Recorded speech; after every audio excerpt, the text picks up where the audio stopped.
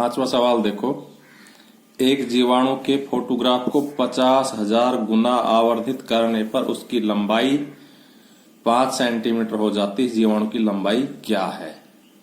हम पहले यहां तक का सवाल करेंगे, फिर आगे है वो दूसरा सवाल है, यदि फोटोग्राफ को केवल 20,000 गुना आवर्धित किया जाए तो उसकी आवर्धित लंबाई क्या होगी?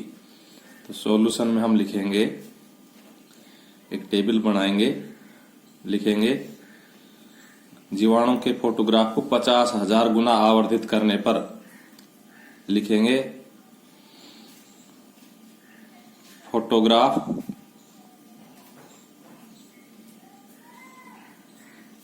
और जीवाणु। तो फोटोग्राफ को 50,000 गुना आवर्धित किया, यानी कि ये आवर्धित है। आवर्धित का मतलब बड़ा करना, बढ़ाना। 50,000 गुना उसको बढ़ा लिया। जैसे अपन मोबाइल में फोटो खींचते जब नहीं कहते जूम कर लो, तो जूम की हिंदी होती है आवर्धित करना। तो उसकी लंबाई कितनी हो जाती है? 5 सेंटीमीटर हो जाती है। ये लंबाई हो गई। तो जब उसको 50,000 गुना आवर्धित कर दिया तो उसकी लंबाई कितनी हो गई? 5 सेंटीमीटर हो गई। तो उसकी वास्तविक लंबाई क्या है, ये हमें ज्ञात करना है। तो अगर उसको आवर्धित ही नहीं किया तो उसको 1 गुना आवर्धित माना जाएगा। तो उसकी लंबाई क्या है, ये हमें ज्ञात करनी है। तो देखो, जब 50,000 गुना से घटा के 1 गुना कर दिया, यानी कि आवर्धन घटा दिया, तो उसकी वास्तविक जो लंबाई है वो भी कम हो जाएगी, यानी कि समानुपाती का संबंध है। तो लिखेंगे तालिका से क्या हो जाएगा? 50,000 अनुपात 1, यानी आवर्धन का आवर्धन से अनुपात और लंबाई का लंबाई से अनुपात। तो जीवाणु की लंबाई 5 से कितनी हो गई? x हो गई। इस प्रकार से हम पहली संख्या को चौथी संख्या से गुणा कर देंगे, तो क्या हो जाएगा? 50,000 x बराबर 5 गुणा 1। इस प्रकार से x का मान आ जाएगा 5 एकम 5, 5 एकम 5 गुणा करके बटा 50,000। अब इसको काट दो, 5 एकम 5, यहां भी 5 एकम 5, कितना हो गया?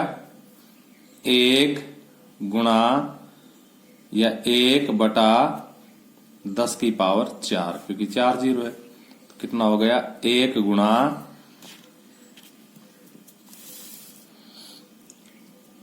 10 की पावर 4 ऊपर जाके कैसी हो जाएगी? -4 हो जाएगी। और इस प्रकार से उसकी वास्तविक लंबाई कितनी हो गई जीवाणु की? 1 गुणा 10 की घात -4 सेंटीमीटर। अगला सवाल है, उसके लिए हम फिर टेबल बनाएंगे कि यदि उसको 20,000 गुना आवर्धित किया जाए तो उसकी लंबाई क्या होगी। इस बार यह 1 की जगह कितना कर देंगे? 20,000। तो उसकी लंबाई कितनी होगी हमें ज्ञात करना है। तो यहां लिख लेते हैं वास्तविक लंबाई। इसलिए जीवाणु की वास्तविक लंबाई। अब लिखेंगे पुनः का मतलब एक बार फिर सवाल को करते हैं, अगले को टेबल दोबारा से बनाते हैं। तो वही फोटोग्राफ, कैसा फोटोग्राफ? आवर्धित, और जीवाणु की लंबाई। तो जब फोटोग्राफ हमने 50,000 गुना आवर्धित किया तो उसकी लंबाई कितनी हो गई? 5 सेंटीमीटर। और अगर फोटो को 20,000 गुना आवर्धित करे तो उसकी लंबाई कितनी हो जाएगी? x मान लो, या क्योंकि एक ही सवाल इसलिए इस बार y मान लो। तो देखो, जब उसका आवर्धन घटाएंगे, 50,000 से 20,000 करेंगे तो लंबाई भी घट जाएगी।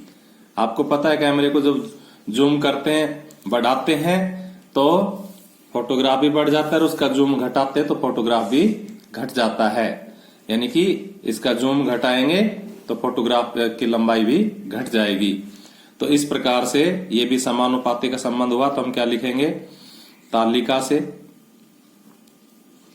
कुल मिला के अपनी जो 13.1 चल रही है वो समानुपाती की ही चलेगी पूरी प्रश्नावली। 13.2 विलोमानुपाती की चलेगी, व्युत्क्रमानुपाती की चलेगी। तो उसमें आपको समझ में आएगा कि रिलेशन किस किस प्रकार के होते हैं। तो क्या लिखेंगे, 50,000 अनुपात 20,000, अर्थात इसका इसके साथ अनुपात, समानुपात 5 अनुपात y। तो फिर उसी प्रकार से 50,000 y से गुणा हो जाएगा, बाहर बाहर के गुणा हो जाते हैं।